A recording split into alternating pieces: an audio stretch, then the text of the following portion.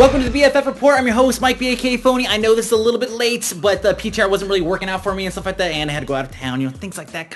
Things just happened. I really wanted to do Duke Nukem Forever. I know a lot of you guys asked me to do it, but 4.2 is going to be coming out like next week or the week after that, so kind of have to stick with the MMO thing, because that's kind of what this show's about. Even though I'm trying to get it away from it, it's hard. It's like the MMO just got me in a grasp. Anyways, you're probably wondering what I'm doing holding this. Well, let me show you. No, watch.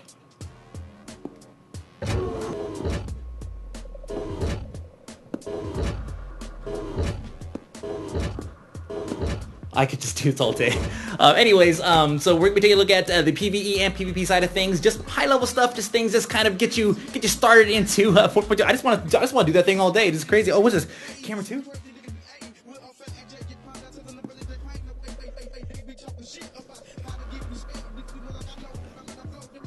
First thing we're going to talk about is the PvE side of things, starting with the Guardians of Hyjal quest. If you go to the message board or bulletin board or command board, whatever it's called, and you open it up and you see Guardians of Hyjal, / Call of the Ancients, then you done f***ed up.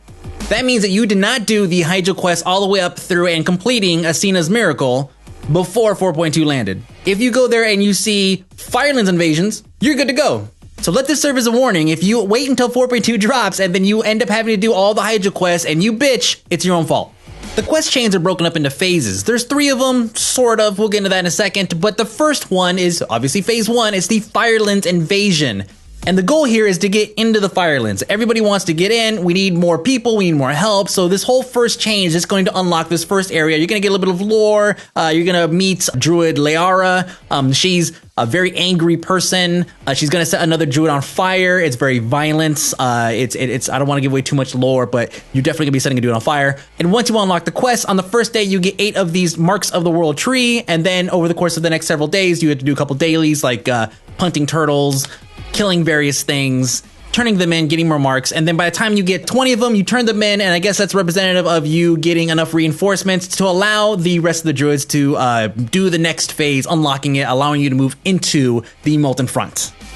Now that you're in the Molten Front, there's lots and lots of quests to do, lots of dailies to do. It's a pretty good-sized questing area. I want to say it's probably about as big as Tol Barad, and it's actually set up similar to the inside of Tol Barad, not the Tol Barad Peninsula, where when you go in and if there's a quest chain that's not available for that particular day, then that area, I guess, is on fire, and you can't go over there, or else you die. They have some new mobs, right? Some new spiders. Yay. Okay. Lots of action going on right here in the front end. Lots of guys being killed, lots of craziness. And one thing I noticed is that as I was doing the dailies here, the grass or the green was slowly growing. I don't know if this is something that just I saw or if everybody saw this. All I know is that the first time I was there, it was completely barren. And then as time went on, it continued to spread. I don't know to what extent it's going to spread. I guess eventually the whole thing is going to be nice and green and happy and rainbows everywhere and everyone's going to be singing songs. I don't know. And then the far back corner, they used to have Bethelak back there, but unfortunately, Darnell just took her out, man. Like, I mean, they just stood there and they just did some stuff. He wasn't very good at it. He wasn't very good at contributing, but he definitely did his best. Kudos to him and his crew for downing world first world kill Bethelak.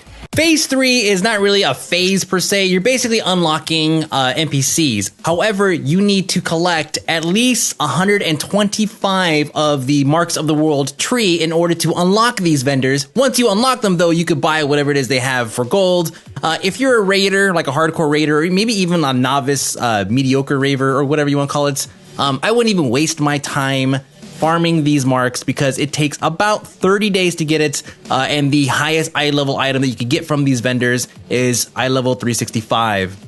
Also, before you start grinding out this massive amount of marks, make sure you check Wowhead to see what the vendors actually sell, because you may be surprised to find that there is nothing there for you.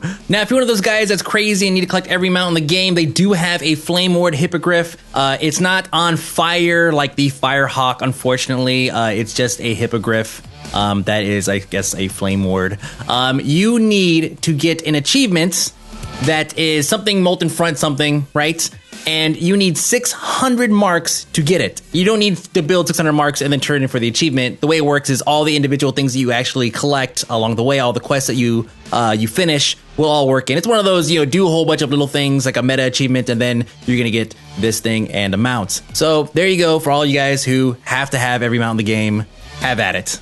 Firelands raids. I can tell you that there's 7 bosses. They're available 10, 25 man, heroic mode, and normal. I can tell you that all of the bosses have been cleared already on normal mode on the PTR. Nobody has had a chance to see Rag get up out of his little pit there and start walking around and stomping and stuff like that. But if you look at the dungeon journal, which by the way is new in this patch, you will be able to see everything that he does. No problem. You can counter it because the dungeon journal will tell you everything you need to know about everything. If you have any other questions about the raids, feel free to go watch anything that Lore puts out within this next week, because with 4.2 coming, he is definitely going to be doing a lot of 4.2 coverage.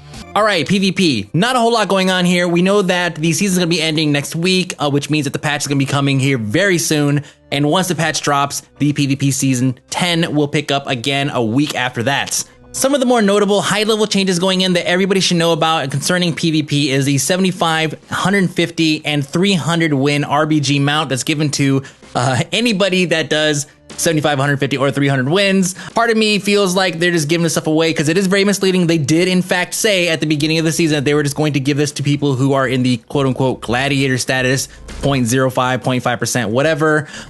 But you know what? I think this is also a good way to get more people involved in RBGs. It is a whole lot of fun. I highly recommend it. I personally enjoy doing it very much, but I also understand that it's very difficult to get 9 other competent people together and coordinated enough to even win a handful of matches. I get that too. But if you have the time and you have the manpower, knock it out, get yourself an awesome mount. You only need 75. And then at 150, before I forget, you get another one of the same that's bind to account, and you could send that to an alt. And then at 300, you get the same one again. Hopefully this changes before patch day. Honestly, it's probably not going to. On the arena side, I really feel sorry for you guys more so than anybody else, because all Blizzard did was just take an old mount that was previously available in the game, threw a little bit of armor on it, and then they just said, here you go, all of you guys who really busted your ass trying to get a really high arena rating, get in that top 0.5%, and they just kind of gave you this crap.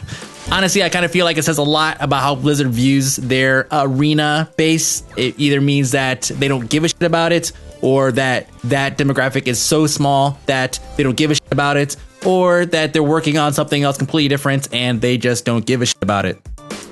Lastly, the Warsong Gulch graveyard change that went in on 4.1, and subsequently they removed Warsong Gulch from the rotation for RBGs.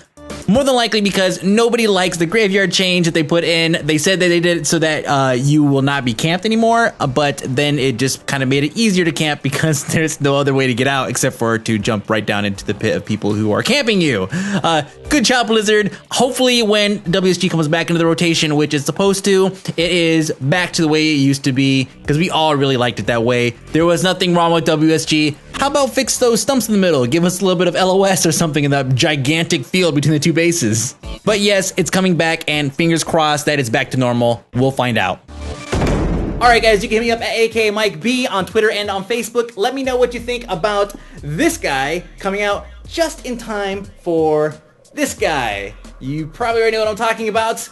4.2 versus 1.3. It's about time we see exactly how Rift stands up to the Blizzard World of Warcraft juggernaut, or 12 million subscribers minus 600,000.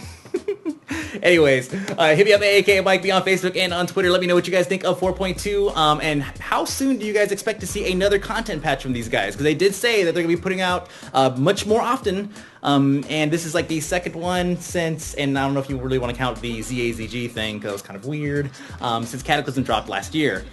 Let me know again, AK Mike B. I'll see you guys later.